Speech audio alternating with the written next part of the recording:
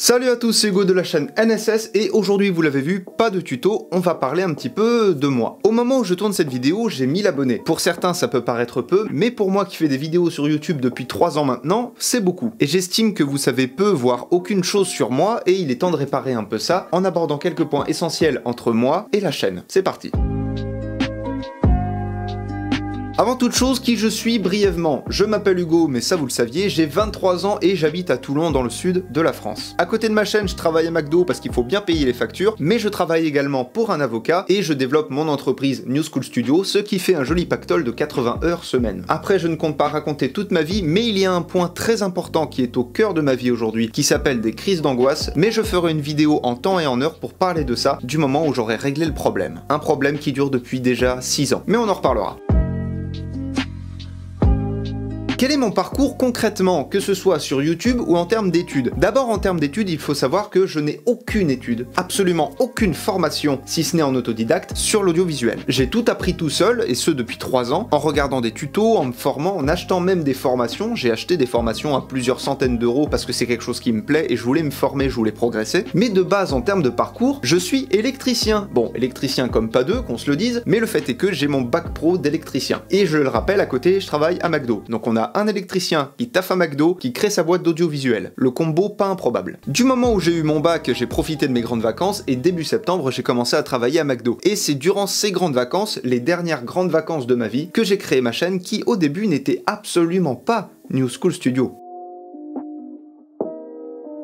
La chaîne à la base s'appelait Contact Zen et je tournais avec les pires moyens du bord. Je tournais avec mon ancien téléphone, ne bougez pas. En même temps, je vous dis ne bougez pas, mais vous pouvez pas vraiment aller très loin. À la base, je tournais avec ceci. C'est le Samsung Galaxy S6 Edge et c'est ce qui a filmé mes vidéos pendant très longtemps. Je dirais la quasi-totalité de mes vidéos sur le développement personnel, puisque au début ma chaîne, c'était ça, du développement personnel. Il y a de ça 2 ans, dans une vidéo, j'avais expliqué comment j'étais arrivé à faire du développement personnel. L'histoire, je vais vous la refaire de manière très courte. Il y a 4 ans, je suis sorti avec une fille et pendant 1 an, nous sommes restés ensemble jusqu'au jour fatidique où elle m'a quitté. Ce sont des choses qui arrivent, mais il faut pas s'en faire. C'est des choses dont vous vous remettrez. Et le fait est que je souffrais beaucoup de cette rupture-là, vous savez ce que c'est, et je voulais pas rester dans ce mal. Je voulais trouver une solution et je voulais pas me dire, voilà, j'abandonne, je vais en souffrir, je vais en pâtir, je vais être faible, etc.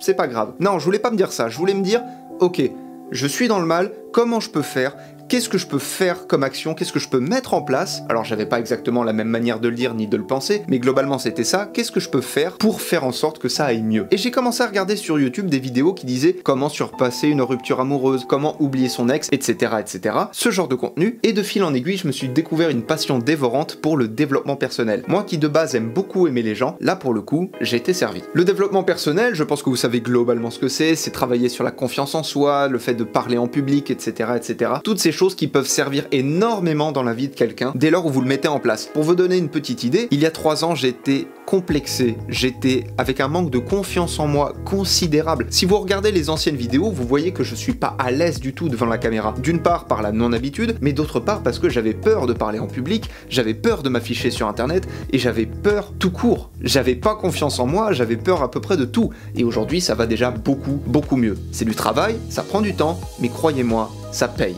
Vraiment. Je fais une petite aparté comme ça, une petite aparté promo, mais si je devais vous conseiller 2 chaînes de développement personnel absolument incroyables, d'une part, David Laroche, avec qui j'ai tout appris en 3 ans, qui est une vraie perle, et de l'autre côté, quelqu'un que j'ai découvert il y a très peu de temps, Sudei, qui est aussi très impactant. Voilà, donc j'ai voulu me sortir de cette galère, j'ai voulu me sortir de cette souffrance sentimentale, et de fil en aiguille, j'ai appris beaucoup de choses, et j'ai eu envie, en fait, de transmettre ce savoir aux gens qui m'entouraient, à mes amis, à ma famille, mais aussi à des gens que je ne connaissais pas forcément, et c'est là qu'intervient la vidéo. Et de fil en aiguille, alors je fais mes petites vidéos, ça ressemble à rien au début parce qu'il n'y avait pas d'éclairage. À la base, il n'y avait rien, il y avait juste mon téléphone, pas de micro-cravate, pas de lumière, pas de trépied, rien. J'empilais des caisses sur lesquelles je posais un tout petit trépied en plastique nul à 1 € et je filmais mes vidéos comme ça et ça a duré relativement longtemps. Et de fil en aiguille, j'ai investi dans du matériel, des micros, des lumières, un fond vert, etc. etc. Et de fil en aiguille, mes vidéos ont eu un peu plus de gueule. Les mois passent, les vidéos s'enchaînent, etc. Et plus le temps avance et plus je me dis le développement personnel c'est bien, mais j'aimerais quand même faire autre chose. J'aimerais faire des trucs un peu plus détendus, un peu plus marrants, etc. Et du jour au lendemain, j'ai arrêté le développement personnel. Alors j'ai continué, j'ai fait quelques vidéos de temps en temps par-ci par-là. Comment être à l'aise avec la taille de son sexe. Mais de manière globale, du moment où j'ai eu ma caméra, dont je vous parlerai un peu plus tard dans la vidéo, du moment où j'ai eu cette caméra, j'ai commencé à faire des conneries. J'ai commencé à faire du court-métrage. Écoute, ce matin, je suis allé me balader sur la piste cyclable. Tu vois, celle à côté de l'autoroute, je marchais tranquille. Et il y a un truc qui a attiré mon regard à un moment donné. Des sketchs.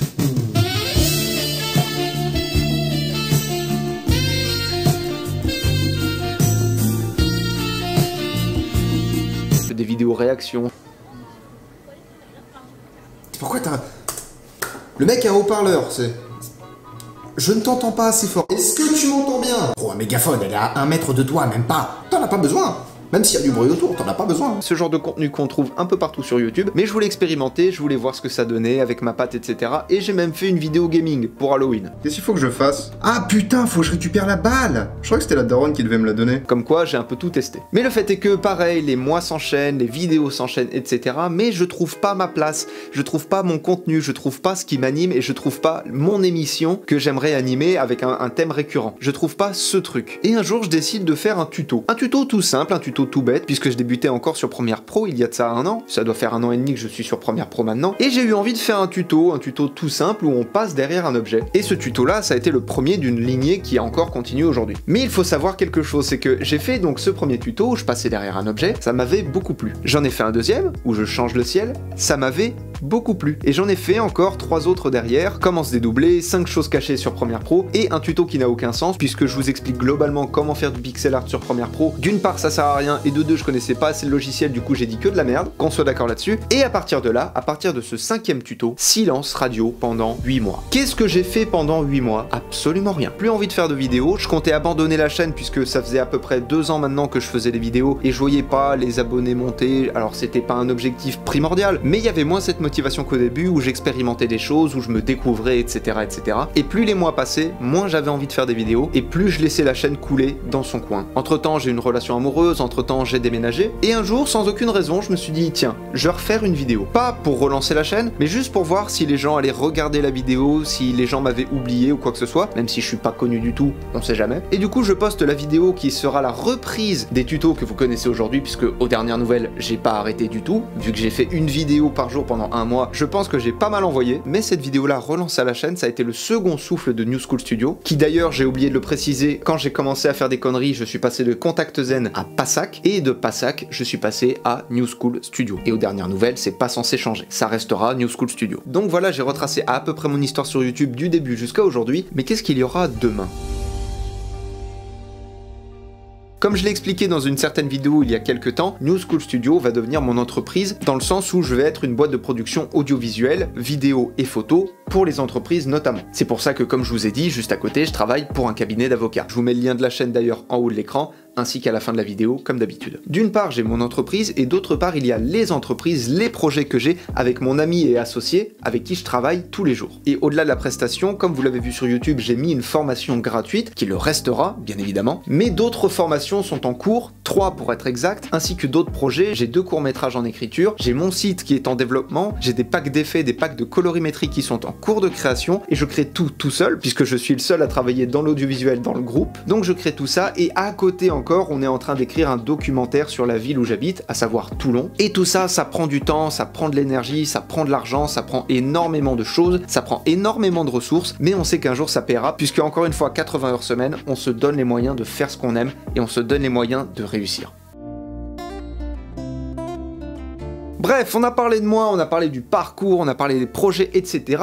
Mais il y a un point qui reste très important, quel est le matos que j'utilise? Comme vous le voyez sur cette photo que je viens de prendre littéralement avant de vous parler, je filme avec un GH4 de chez Panasonic que vous avez déjà sûrement dû voir si vous me suivez sur Instagram, puisque je poste régulièrement des photos en story sur mon compte et surtout des vidéos avec la caméra. Ça c'est pour le boîtier et l'objectif qui est monté dessus, c'est un 25 mm de chez Panasonic qui ouvre à f1.7. Mais ce n'est pas le seul objectif que j'ai puisque j'ai respectivement un 12-60 qui ouvre de f3 f3.5 à f5.6 de chez Panasonic, un 7,5 mm qui est donc un très grand angle qui ouvre à f2 de chez Laowa. Laowa c'est le même producteur que le fameux Probe Lens qui sera mon prochain achat, ainsi que 2 téléobjectifs argentiques Pentagon, un de 135 mm qui ouvre à f2.8 et un monstre de 300 mm qui ouvre à f4. Pour les monter sur mon GH4 qui est en micro 4/3, j'ai une bague d'adaptation de M42 qui est la monture des 2 téléobjectifs vers micro 4/3, donc pour le boîtier. Pour monter sur mes objectifs et qui est extrêmement pratique et même indispensable je dirais, surtout en journée pour faire des timelapse, c'est le filtre ND avec un indice de N2 jusqu'à 400. Pour faire simple, un filtre ND ça va réduire les hautes lumières et ça va mieux vous aider à gérer votre luminosité, votre vitesse d'obturation, vos ISO, etc. etc. Et comme je l'ai dit, c'est surtout très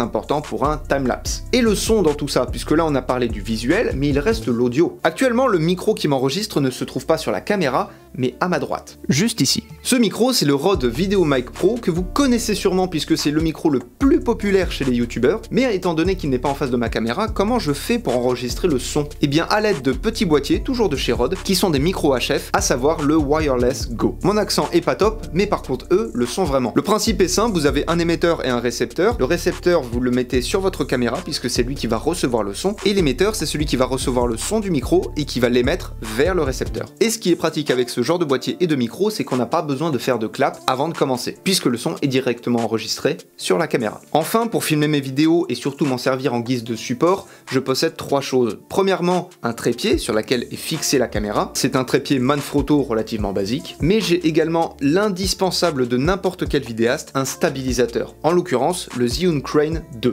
Et troisièmement, un petit achat que je me suis fait il y a pas si longtemps, un autofocus qui va sur le Zhiyun Crane en l'occurrence. Voilà, je pense que vous savez à peu près tout sur moi, tout du moins je vous en ai dit quand même pas mal aujourd'hui. Si vous avez d'autres questions, n'hésitez pas à me les poser en commentaire, je me ferai un grand plaisir d'y répondre. Sur ce, apprenez, utilisez et progressez dans vos montages. On se retrouve bientôt dans un nouveau tuto. Je vous fais des bisous et à plus.